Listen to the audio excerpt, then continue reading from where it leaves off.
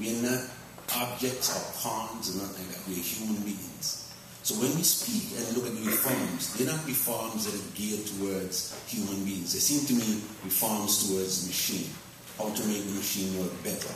I remember a couple of years in a different forum, and it was the DWN conference.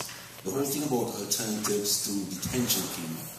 A lot of people are arguing regarding to whether or not someone is better off with a bracelet on the outside and all that stuff. And now we're hearing, even with the bracelet, all you do is just breathe in air. You can breathe air inside. So from family's point of view, we want abolition. It may sound radical, but for us, it's an equal right. It's not, it is not something to be decided that, okay, maybe asylum seekers can get converted hotels. That doesn't work. That's not reform for us. Reform is to shut it down, or if you're going to bring in these standards that you put up there, make them enforceable. So because we are still equal among all of us, we're still human beings. So we get this advantage inside here, raise all we cost, so we can go back and get something for that.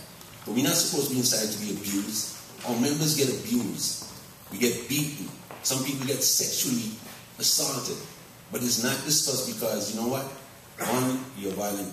Felony, criminal, alien, immigrant, all the labels, but none in there saying equal human being. So when we're talking about all these reforms, for us, break it down. Abolition, that's what it is.